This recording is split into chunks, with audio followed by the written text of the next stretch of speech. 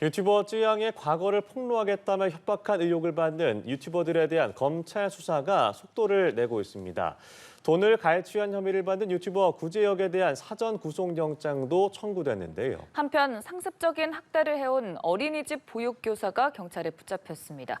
겨우 3살에다가 뇌종양을 앓는 아이였는데요. 임주혜 변호사와 함께 여러 가지 사건, 사고 소식들 짚어보겠습니다. 어서 오시죠. 네, 안녕하십니까. 네, 안녕하세요. 네, 유튜버 쯔양을 괴롭혀온 소위 사이버 레커들 가운데 이 녹취가 공개된 구제혁 그리고 주작 감별사 검찰이 사전 구속영장을 청구했습니다. 구체적으로 어떤 혐의가 적시돼 있었습니까? 네, 검찰이 이제 사전 구속영장을 청구했습니다. 유튜버 구제혁과 주작 감별사에 대한 그런 수사가 지금 굉장히 속도를 내고 있는 상황인데요. 받고 있는 혐의는 기본적으로 쯔양 씨에 대해서 쯔양 씨의 과거를 폭로하겠다는 그런 내용을 빌미로 협박과 의무 없는 일을 하도록 강요하게 했다. 강요죄가 문제가 되고 있습니다. 결국 공갈 혐의가 이번에 사건의 어떤 쟁점이 되고 있는데 공갈죄라고 하는 것은요. 그러니까 상대방의 자유로운 의사가 불가능한 상태로 이제 억압을 해서 그러니까 과거를 폭로하겠다고 협박을 해서 이를 빌미로 금전적인 이득을 취득한 경우에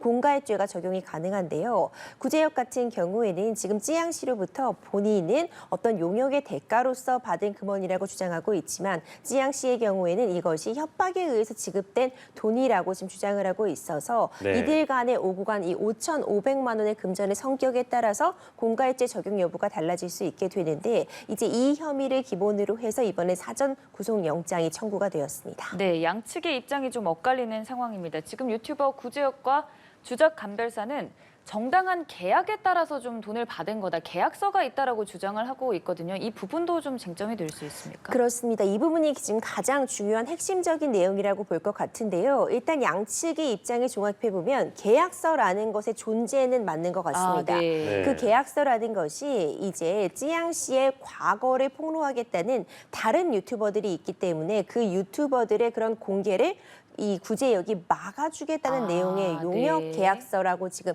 전해지고 있거든요. 구체적인 내용은 확인이 되지 않지만 이런 용역 계약서라는 것을 작성했기 때문에 본인은 금전을 갈취한 것이 아니라 정당한 노동의 대가로서 5,500만 원을 받은 것이다라는 것이 구제혁 씨 측의 입장이고요. 이에 대해서 쯔양 씨는 이 계약서를 원해서 쓴 것이 아니라 구제혁이 어떤 영상을 함께 보냈는데 그 영상에서 뭐 쯔양 씨의 과거가 뭐 공개될 예정이다, 뭐 세금 탈세를 공개하겠다 이런 내용이 아직 전체 공개 상태가 아니라 만들어진 영상을 쯔양 씨에게 보냄으로써 내가 이 계약에 응하지 않으면 구제혁이 나에 대한 과거를 폭로할 수 있겠다는 부분에 본인이 위협감을 느껴서 체결한 원치 않는 계약이었다는 걸 주장하고 있는 것이 쯔양 씨 입장이기 때문에 전혀 상반된 주장이라고 볼 수 있거든요. 그렇기 때문에 이번에 이 고소 진행건에서 가장 핵심되는 부분이 과연 구제혁이 그래서 쯔양 씨를 어느 정도 협박하고 공갈한 그런 증거들이 확보가 되었는가 이런 부분이 좀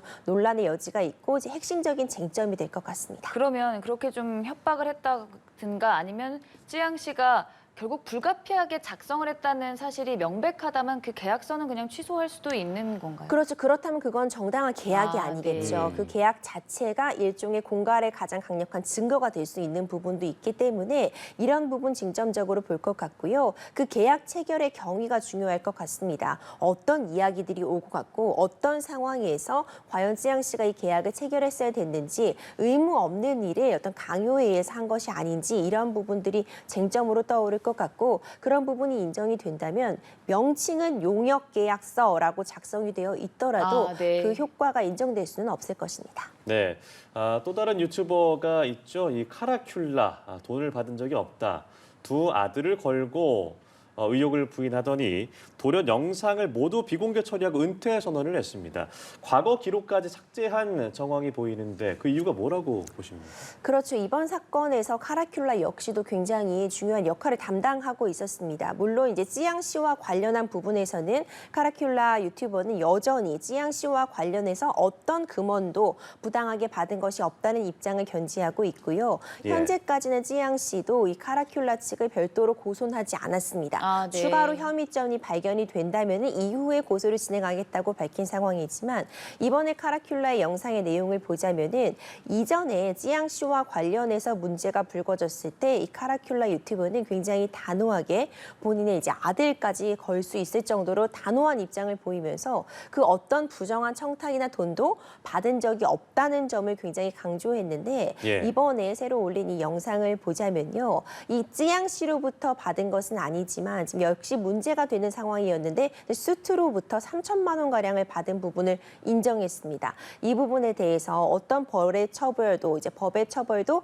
달게 밟겠다라는 입장을 밝히면서 본인이 이런 잘못된 대응, 그러니까 사실과 다른 대응, 어떤 부정한 돈도 뭐 청탁도 받은 바 없다고 강력하게 얘기를 했는데 이 부분에 대해서는 이제 굉장히 잘못했다. 이런 부분을 표하면서 그러니까 은퇴라고 표현을 했어요. 그러니까 더 이상 유튜브 활동을 진행하지 않겠다라는 입장을 밝히면서 이전에 올렸던 영상도 일단 모두 이제 비공개 처리를 했다고 볼 수 있거든요. 그러니까 워낙 지금 여론도 좋지 못했습니다. 이와 관련해서 이 카라큘라에 대해서 많은 분들이 또 응원을 해줬던 측면도 있었어요. 어떤 사건에 대해서 정말 진실을 좀 탐구해 나가는 어떤 사적 제재 유튜버로서 많은 사랑을 받기도 했는데 그만큼 어떤 대중들의 배신감도 컸었거든요.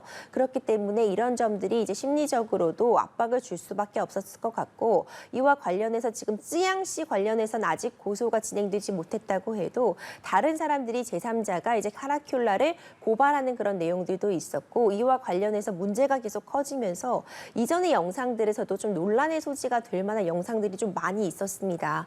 얼마 전 문제가 되고 있었던 이 허웅 씨의 전 여자친구와의 법적 분쟁과 관련한 내용들도 있었고요. 그 이전에도 여러 가지 영상들이 지금 와서 다시 보자면은 사실상 명예훼손이라던가 여러 가지 법적인 쟁점들이 좀 문제될 만한 영상들이 다수 있었기 때문에 일단 모두 이제 비공개 처리를 한 것으로 예측할 수 있을 것 같습니다.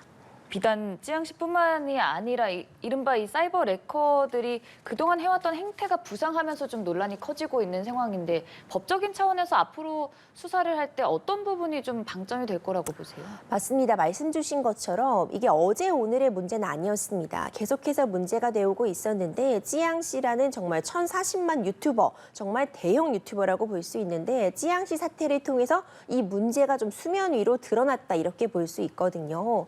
이 유튜브의 생태계를 좀 생각해 보자면은 일단 조회수가 높으면 그것이 바로 수익으로 직결되는 구조를 갖고 있다 보니까 이 조회수만을 쫓아서 사실과 다르더라도 내지는 자극적인 컨텐츠만을 일단 올려도 조회수가 높으면 금전적인 이득을 보니까 계속해서 이런 일들이 반복해서 악순환으로 이어지고 있었습니다. 물론 이렇게 사실과 다른 내용을 올려서 뭐 명예훼손 등의 문제가 발생을 한다면 명예훼손으로 처벌이 가능하지만 뭐 벌금형에 그친다거나 경우에 따라서는 뭐 집행유예, 그러니까 별다른 솜방망이 처벌이 이루어지다 보니까 형사처벌을 감수하고라도 자극적인 영상을 올려서 조회수가 높아지면 그것으로 금전적인 수익을 보겠다라는 인식이 팽배했던 거죠. 이제 앞으로는 이제 이원석 검찰총장도 이런 사이버레카 유튜버들에 대해서 법적으로 문제되는 점이 있다면은 구속 수사도 불사하겠다고 밝혔고요. 뿐만 아니라 이로 인해서 얻는 수익에 대해서는 범죄 수익을 끝까지 환수하겠다고 밝힌 만큼 앞으로는 좀 엄정하게 이 유튜브가 법의 사각지대가 아니라 법의 테두리 안에서 문제되는 부분은 반드시 지적을 받고 처벌을 받고 지나가야 될 것이라는 생각이 들고 앞으로 수사 과정에 있어서 좀 쟁점될 만한 부분들은 이것이 사실과 다른 내용도 전혀 검증 절차를 거치지 않고 일단 업로드가 돼버려서 나중에는 이것이 뭐 명예훼손으로 처벌을 받더라도 사실상 이미 공개된 영상은 주워 담을 수가 없잖아요. 그렇기 때문에 이런 부분을 수사를 함에 있어서도 명예훼손이나 이런 부분이 있다면 나중에라도 금전적인 부분으로라도 정확하게 이에 대해서 제재가 이루어져서 뭐 막대한 양의 손해배상이 인정된 거나 한다면은 함부로 영상을 올릴 수 없거든요. 이런 부분들이 좀 법적으로 처벌을 하고 수사를 함에 있어서도 좀 중점적으로 기능을 할 수 있을 것 같습니다. 그럼 그동안 이 소위 사적 제재라는 명목으로 이렇게 사이버 레카 행각을 해온 유튜버들에 유튜버들에 대한 처벌이나 규제가 어떻게 이루어졌었나요? 그렇죠. 사실 이런 처벌이나 규제가 굉장히 약하게 이루어졌다고 평가할 수 있을 것 같습니다. 네. 실제로 이런 유튜브 채널에 적용될 수 있는 혐의 생각해 보자면은 우리나라 법에서는 정보통신망법상 명예훼손죄가 있습니다. 그런데 이런 정보통신망법상 명예훼손 혐의를 포함해서 유튜브상에서 문제가 되었던 최근에 이제 기소되었던 판례들을 보자면은 4년간 기소된 19명 중에 징역형은 6명뿐이고요. 대부분 벌금형에 그쳤습니다. 그렇기 때문에 앞서 말씀드린 것처럼 형사적인 제재가 좀 솜방망이 처벌에 그치다 보니까 이런 제재를 감수하고서라도 막대한 금전적인 이득을 올릴 수 있는 그런 영상들을 제작해서 계속해서 공급하게 될 수밖에 없었던 거죠. 물론 유튜브 차원에서 수익 중지 조치라던가 아니면 채널을 정지하는 등의 그런 페널티를 갖고 있지만 또 새로운 채널을 열면 그만이었거든요. 네. 그렇기 때문에 지금까지는 굉장히 솜방망이 처벌에 그쳤고 실효적인 제재 수단이 없었다고 보는 것이 맞을 것 같은데 이제 앞으로는 이런 부분에 대해서도 유튜브 차원에서도 좀 더 적극적인 사전 모니터링이라던가 수익 중지 조치 이런 개입도 필요할 것이고 우리가 이제 사법 제재로서도 범죄 수익 환수라던가 아니면 문제가 되었을 때 손해배상을 인정해 줌으로써 이런 부분을 좀 예방하는 조치들이 함께 필요하지 않나 이런 생각이 듭니다. 네, 일단 수사기관은 이런 문제를 적극적으로 수사하겠다라는 방침을 밝혔습니다. 이런 잘못된 문화를 바꾸는 계기가 이번을 계기로 될 수 있을까요? 네, 충분히 가능할 것이라고 예상이 됩니다. 예. 왜냐하면 이전까지는 일단 조회수를 올리는 것이 너무 중요했어요. 조회수를 올려서 금전적인 이득을 보는 것이 굉장히 중요하고 이것이 더 이득이 컸기 때문에 이런 일들이 반복되어 왔다면 이번에도 지금 문제되고 있는 사이버 레카 유튜버들, 뭐 구제혁이라던가 카라큘라의 이 유튜버 채널에 대해서 유튜브 측에서도 이걸 묵과할 수 없기 때문에 관련 약관 규정에 따라서 수익 중지 조치를 내렸거든요. 네. 수익이 중지된다면 사실상 이런 영상을 올릴 동력이 완전히 사라지게 되겠죠. 이런 조치들이 단행이 되었고 이런 부분들이 언론을 통해서 이제 얘기가 되고 공개가 되었기 때문에 이런 유튜버들 중에서도 특히 문제가 되는 영상들을 뭐 마구잡이로 가짜 뉴스를 올렸던 그런 유튜버들에 대해서는 충분히 경종을 울리는 계기가 되지 않았나 이런 생각이 듭니다. 네, 사실 이런 이른바 사이버 레커 유튜버들은 제보를 받았으니 이거를 영상을 통해서 업로드를 했다라는 주장을 하기도 합니다. 이번에 찌양씨 사태의 경우에도 찌양씨의 개인정보와 관련된 사실을 또 전 남자친구의 법률 대리인이 유튜버들에게 넘겼다고 해서 논란이 되기도 했거든요. 사실 변호사라는 사람이 개인정보를 이렇게 좀 넘겨도 되는 겁니까? 절대 안 되는 일이죠. 이 부분에 대해서는 이제 변호사협회에서도 지금 조사가 진행 중이라고 네. 알고 있거든요. 그러니까 있을 수 없는 일이었지만 이번 사태, 그러니까 찌양 씨의 어떤 사생활, 내밀한 사생활의 영역을 구제혁이라는 유튜버에게 일정 부분 제보한 사람이 찌양 씨의 전 소속사 대표이자 찌양 씨가 피해를 입은 것으로 알려졌던 전 남자친구의 변호사였던 거죠. 예. 그러니까 이 변호사로서 활동을 하면서 당연히 찌양 씨의 전 소속사 대표의 업무를 보게 되면 찌양 씨에 대한 그러니까 제3자라고는 하지만 찌양 씨에 대한 그런 사적인 정보를 알 수밖에 없는데 변호사는 의뢰인을 대리하면서 알게 된 정보들에 대해서 당연히 비밀 유지 의무를 부담하게 됩니다. 이에 대해서 지금 이런 일들을 어떻게 찌양 씨에게 이런 찌양 씨의 내용을 구제혁에게 알리고 심지어 이 해당 변호사가 찌양 씨에게도 찾아가서 관련 내용에 대해서 전 남자친구의 뭐 유서를 갖고 있다 이런 내용들을 언급하기도 하면서 네. 일종의 협박을 하고 찌양 씨에게 본인이 사업하고 있는 그러니까 변호사 업무 외에도 본인이 지금 사업을 하고 있는 방향제 등을 찌양 씨의 어떤 영상에 홍보해 달라고 부탁을 하기도 했거든요. 네. 근데 찌양 씨가 이 홍보를 거절하자 해당 그 변호사가 이 변호사 외에도 어떤 언론사 기자로서도 활동을 하는 부분이 있었는데 언론 대응 부분을 이제 목적으로 해서 월 165만 원씩 찌양 씨로부터 받아가는 계약을 체결했고 현재까지 한 2,300여만 원 정도가 지급이 된 것으로 알려져 있습니다. 이런 일련의 과정이 사실상 변호사로서 어떤 윤리 의무 위반이라던가 개인정보 관련한 관한 부분을 더 강하게 보호했어야 됨에도 이런 부분을 보호하지 못한 측면이 분명히 있을 것 같고요. 물론 해당 변호사는 이에 대해서 해명하는 그런 글을 올리기도 했습니다. 어떤 이런 부분, 이게 뭐 광고를 부탁한다거나 하는 부분은 본인이 이제 술을 먹고, 그러니까 잘못한 내용 부분은 인정을 했지만 뭐 진심을 담아서 한 거라기보다는 뭐 술에 먹은 상태에서 뭐 장난처럼 건넨 말이다 이런 해명이 있었고, 뿐만 아니라 이제 돈을 받은 부분이라 이런 부분은 법에 저촉되는 부분은 전혀 없었으며, 지금 찌양 씨에 대한 그런 내용을 공개한 건 의뢰인이 아닌 제3자에 대한 내용이었기 때문에 뭐 문제가 없다 이런 입장을 해당 변호사는 피고 있지만, 이제 이 입장이 다 맞다고는 볼 수 없을 것 같고요. 네. 어쨌든 이제 의뢰인으로부터 알게 된 정보를 공개해서 다른 사람에게 제공한 부분에 대해서는 좀 책임을 물을 수밖에 없지 않나 이런 생각이 듭니다. 네, 알겠습니다. 이번에는 아동학대 혐의로 경찰에 붙잡힌 어린이집 보육교사 문제도 짚어보죠. 뇌종양을 앓고 있는 3살 아이의 얼굴을 강하게 때리고 밀친 것이 CCTV로 드러난 사건인데 정황이 어떻게 됩니까?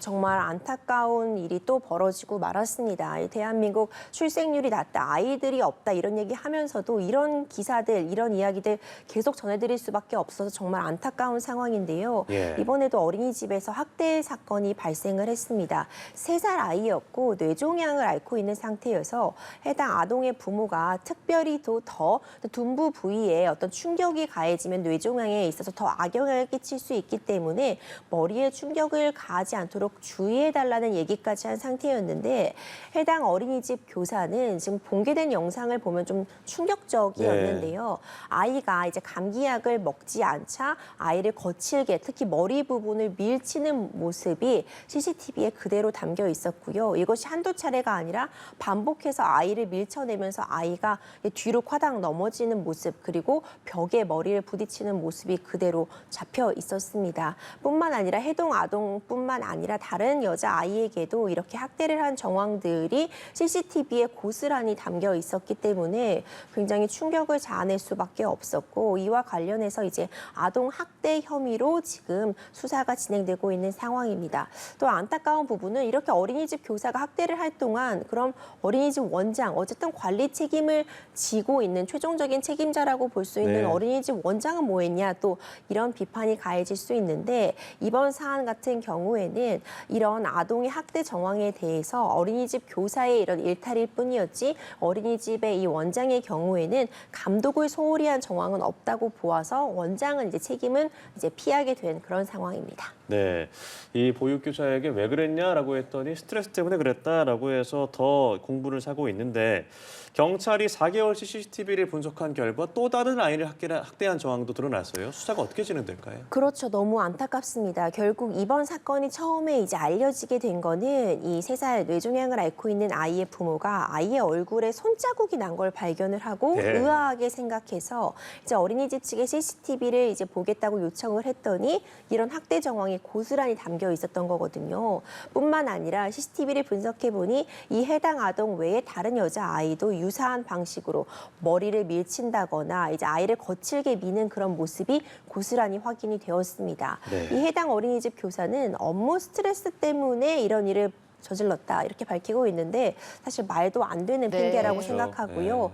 이 해당 어린이집에서도 사실 다른 선생님들은 정성으로 아이를 돌보고 있었을 것이고, 지금도 거의 모든 어린이집 선생님이 정성으로 사랑으로 아이들을 돌보고 계신데, 이런 일탈 행위들이 전해지면은 전체적으로 선생님들의 사기도 꺾여질 수밖에 없고, 부모들은 믿고 아이들을 보낼 곳이 없어지게 되잖아요. 정말 안타까운 상황이고, 지금 수사는 결국 다른 뭐 학대 정황들은 없는지 이런 부분 좀 중점적으로 살펴볼 것 같고요. 학대 정황들이 일단 CCTV 영상을 통해서 확인된 만큼 아동 학대 혐의가 적용이 돼서 처벌까지 이어질 것으로 예측이 가능합니다. 네, 아동 학대 관련 사건들 잊을만 하면 계속해서 발생하고 있는 상황인데요. 이 얘기도 좀 해보겠습니다. 얼마 전에 태권도 관장이 매트에 거꾸로 세워서 의식을 잃었던 5살 아이가 결국 숨졌습니다. 관련한 사건은 어떻게 좀 진행이 되고 처벌이 이루어질까요?